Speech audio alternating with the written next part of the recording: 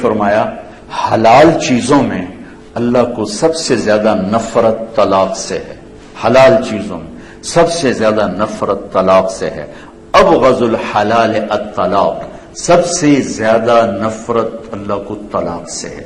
اور آپ نے کہا علی طلاق دینے سے بچنا، جب ناجائز طلاق دی جاتی اللہ کا عرش کانپ اٹھتا ہے، کانپ اٹھتا ہے۔ چند دن پہلے دو بہنیں ملی مجھے آ کے، تو ایک بہن کی گود میں بچی تھی، کہا جی خامد نے طلاق دے دی کہ بیٹی کیوں پیدا ہوئی؟ طلاق دے دی، بیٹی کیوں پیدا ہوئی؟ اللہ اکبر، کیا ظلم و ستم۔ چند دن پہلے ایک خاتون ملی، ان کی 3 بیٹیاں ہوئی، تو سسرال والوں نے گھر سے نکال دیا تھا، دیاں جمی جانے ان گھروں کو بڑی منوس آ گئی۔ تو یہ دن رات کے واقعات ہیں، سن سن کے کلیجہ پھٹتا ہے میرا۔ یا ایھا النبی اذا طلقتم النساء، اللہ یوں کہہ رہا ہے اے میرے نبی میں آپ کو سفارشی بناتا ہوں ان ایمان والوں سے، آپ کے ذریعے سے بات کرتا ہوں کہ طلاق نہ دیا کریں، طلاق نہ دیا کریں۔ لیکن اگر دینی پڑ جائے، چونکہ طلاق ایک ضرورت کی چیز ہے کہ نباہ نہیں ہو رہا، ٹھیک، کسی وجہ سے نہیں ہو رہا، پھر ٹھیک ہے۔ لیکن جیسے میں بتا رہا ہوں بیٹیاں پیدا ہو گئی طلاق دے دو، ساس کو بہو اچھی نہیں لگی طلاق دے دو، میں تیری ماں انہوں طلاق دے، میں تینوں اپنا دودھ نہیں معاف کرنا انہوں طلاق دے۔ یہ ظلم و ستم تقریباً ہر گھر کی کہانی ہے۔ باپ کو پسند نہیں آئی طلاق دے، مناسبت نہیں پیدا ہوئی، جوڑ نہیں بیٹھا، اب طلاق ہو سکتی۔ اب جبر کرنا نہیں، بیٹی گزارا کر، نہیں بیٹی گزارا کر، یہ ایک اور طرح کا ظلم ہے کہ ہماری مشرق کی بچیاں سسک کے پھر مر جاتی، کسی ویشی کے پلے پڑ گئی ہیں، وہ ہے ہی ایسا نہیں بدلنے والا، تو یہاں طلاق ہے کہ طلاق لو۔ اب ماں باپ کا ظلم ہوگا یہ کہنا بیٹی گزارا کر، بیٹی گزارا کر، بیٹی قربانی دے، یہ ستم یہ بھی ہو رہا ہے۔ اسی مار گیا تیرا کی بنے گا، یہاں آگے اس کو برباد کر دیتے۔ اس لیے میرے نبی نے عجب بات فرمائی کہ سب سے اعلیٰ درجے کا صدقہ تو میں بتاؤں، سبحان اللہ، سب سے اعلیٰ درجے کا صدقہ تو میں بتاؤں؟ کیا؟ کہ جس کی بیٹی کو طلاق ہو گئی اور وہ گھر واپس آ گئی، اس پر خرچ کرنا سب سے اعلیٰ درجے کا صدقہ، سب سے اعلیٰ درجے کا صدقہ۔ اور آپ نے ساری بیوہ عورتوں سے شادی کی، سب بیوہ، ایک کنواری عورت سے شادی کی، باقی سب بیوہ یا مطلقہ یا بیوہ، اور اپنے خاندان میں بھی کی، باہر بھی کی، کہ کتنی ہماری بچیاں، چند دن پہلے ایک بچی کا فون آیا کہ جی میرے ماں باپ شادی نہیں کر رہے، کہ اپنی برادری میں کرنی، باہر نہیں کرنی، اور میری عمر جا رہی، اور گھر میں کوئی جو جوڑ ہیں کوئی شرابی ہے، کوئی زانی ہے، کوئی کیا ہے، اور غیر بات گھر کرنی، باہر نہیں کرنی، گھر کرنی، باہر نہیں کرنی، بوڑھی ہو جائے، مر جائے، سسک کرنے ہیں تو کسی شرابی کے پلے باندھ دینا۔ یہ ہمارے ملک میں یہ بت بہت بڑا بت، ماں باپ بچیوں کو برباد کر دیتے، بچوں کو برباد کر دیتے۔ میرے نبی نے قریش میں شادی کی، حضرت عائشہ، حضرت خدیجہ، حضرت سودا، حضرت حفصہ، حضرت ام حبیبہ۔ قریش میں دشمن گھر میں شادی کی، بنو امیہ، حضرت ام حبیبہ بنو امیہ سے، ابو سفیان کی بیٹی، ان سے شادی کی۔ قریش سے باہر شادی کی، حضرت جویریہ بنو مستلق، حضرت میمونہ ہلالیہ، ہلال سے۔ عرب سے باہر شادی کی، حضرت صفیہ یہودی خاندان سے، بنو قریظہ میں سے، خاندان میں شادی کی، خاندان سے باہر شادی کی، قوم سے باہر شادی کی۔ اپنی بیٹیاں، 2 بیٹیاں رقیہ ام کلثوم، دشمن خاندان، بنو امیہ بنو ہاشم میں دشمنی، آپ نے پہلی بیٹی ابو العاص کو دی، بن ربیہ بن امیہ بن عبد شمس، بنو امیہ۔ دوسری بیٹیاں 2 حضرت زینب ان کو دی، اور حضرت رقیہ اور ام کلثوم حضرت عثمان بن عفان بنو امیہ۔ صرف ایک بیٹی گھر میں دی، علی بن ابی طالب۔ بنو ہاشم گھر میں ایک بچی، 3 بچیاں باہر، یعنی خاندان ہے لیکن دشمنی ہے، دشمنی ہے۔ یہ سب کچھ آپ نے خود کر کے اس لیے دکھایا کہ آگے یہ سب کچھ ہونے والا تھا۔ یا ایھا النبی اذا طلقتم النساء، یہ یا ایھا النبی یہاں لائے ہیں اپنے نبی کو سفارشی بنا کر کہ امت محمد طلاق دینے سے بچنا، میں یہ اپنے نبی کو سفارشی بنا رہا ہوں۔ دینی پڑ جائے تو پھر ضرورت ہے، پھر یہ جاہلیت، جو عجم کی جاہلیت ہے اور ہندوستان کی جاہلیت ہے، طلاق طلاق، تیرے ماتھے پہ داغ لگ جائے. میرے نبی کی بچیوں کو طلاق، حضرت رقیہ کو طلاق، حضرت ام کلثوم کو طلاق ہوئی. ابو لہب کے بیٹوں سے نکاح ہو چکا تھا، رخصتی باقی تھی. تو آپ تبت یدا ابی لہب و تب نازل ہوئی. تو ابو لہب نے کہا میرے گھر میں تمہارا آنا حرام ہے جب تک تم محمد کی بیٹیوں کو طلاق نہ دو. ابو لہب کے بیٹے نے جا کر بھرے مجمع میں کہا کہ تیری بچیوں کو طلاق ہے، اور جا کے آپ کا گریبان پکڑ کے پھاڑ دیا. اللہ نہ کرے کسی کے گھر میں کوئی مشکل پیش آئے، لیکن اگر جینوئن مشکل پیش آ جاتی ہے تو پھر میرے نبی نے یہ طریقہ رکھا ہے. پھر ہمارے یہاں قتل کے پیچھے پڑ جاتے ہیں، دشمنیاں پڑ جاتی ہیں، خاندان ٹوٹ جاتے ہیں. اگر نیچرل چیز ہے نہیں نبھانی ہوا. حضرت حبیبہ بنت سہل آئیں کہ یا رسول اللہ میرا خامن بہت نیک آدمی ثابت بن قیس، انہیں غصے میں آ کے ایک دو تھپڑ مار دی. تو میرے دل میں گرا بیٹھ گئی ہے، میں اس کے ساتھ اب نہیں گزارا کر سکتا. ان کا دین بھی بہت اچھا ہے، اخلاق بھی بہت ہے، لیکن انہوں نے مجھے مارا ہے، اب میرا دل ہٹ گیا، میں نہیں رہ سکتی. آپ نے کہا اچھا پہلا خلا، شریعت کا پہلا خلا. آپ نے کہا اچھا تو نے مہر میں 2 باغ لیے تھے، واپس کرے گی؟ ہاں جی واپس کرتی ہوں. ہم نے کہا ٹھیک جاؤ آزاد ہو.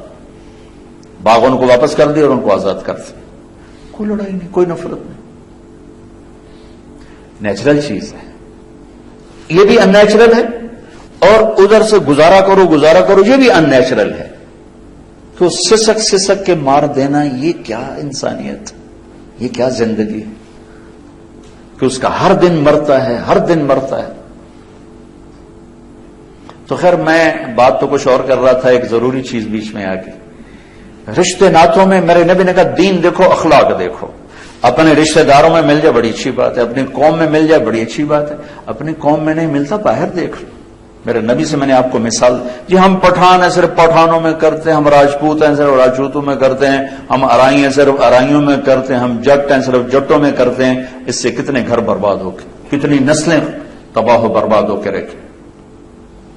میرے نبی نے کہا جب جوڑ کا رشتہ ملے تو دین دیکھو اور شادی کرو، دین دیکھو، اخلاق دیکھو، شادی کرو.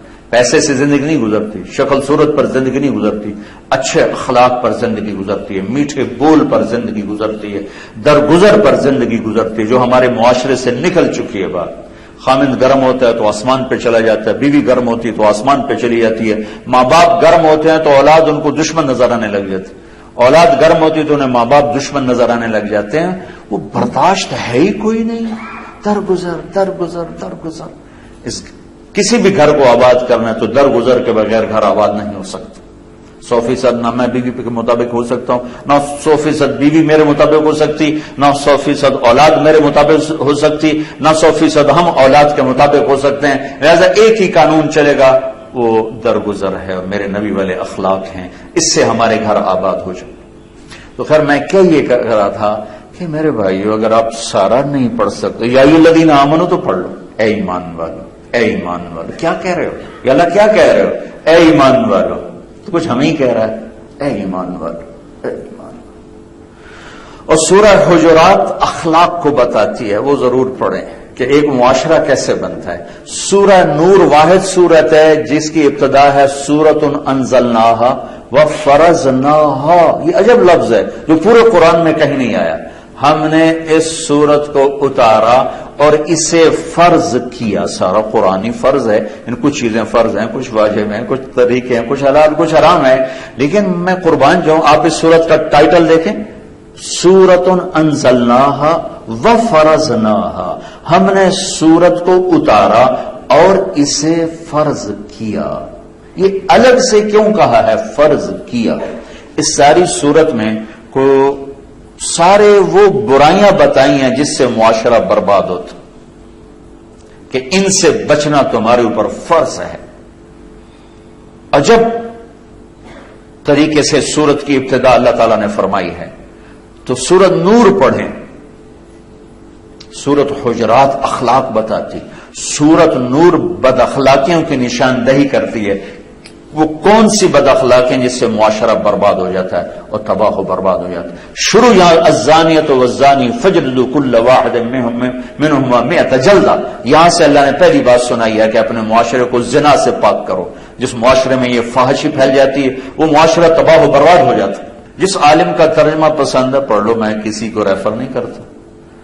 جس پر آپ کو اعتماد ہے، جس تفسیر پر آپ کو اعتماد ہے اس کو پڑھیں، اپنے نبی کی سیرت کے لیے کچھ وقت نکالیں، پھر اپنے بچوں کو یہ چیزیں بتائیں، اپنے اسٹوڈنٹس کو یہ چیزیں بتائیں، اپنی اولاد کو یہ چیزیں بتائیں، قرآن سے نوٹس تیار کریں، سیرت سے نوٹس تیار کریں، 1 منٹ کا درس 2 منٹ 3 منٹ روزانہ بھی نہیں، آف اینڈ آن، تو ایسے ایسا جاتا ہے، ایسے جاتا ہے، ایسے جاتا ہے، ایسے جاتا ہے، ایسے جاتا ہے۔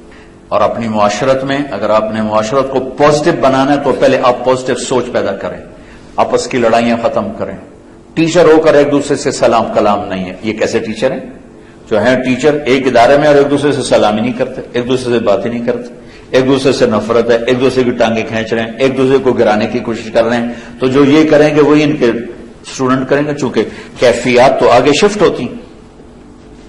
تو وہ ادارہ ہی نہیں جس میں ایک ورکر دوسرے ورکر سے بات ہی نہیں، اور خاص طور پہ تعلیمی ادارہ ہو اور ٹیچر سے بغض رکھتا ہو، وہ تو اس نے تو اپنی بنیادیں اکھاڑ کے پھینک دی، چونکہ نیگیٹو یوں جاتا ہے، دیکھیں نا اے سی کی ٹھنڈک آ رہی کہ نہیں آ رہی، ایسے ہی انسانی جذبات آگے جاتے ہیں۔ تو آپ ایک ادارے میں رہنے والے لوگ، مرد عورت چھوٹے بڑے، ایک دوسرے سے بولتے نہیں، ایک دوسرے سے نفرت ہے، بغض ہے، حسد ہے، گرانے کی تدبیریں ہیں، تو آپ نے تو اپنی نسل کو پہلے سے ہی غلط راہوں پہ چلا دیا۔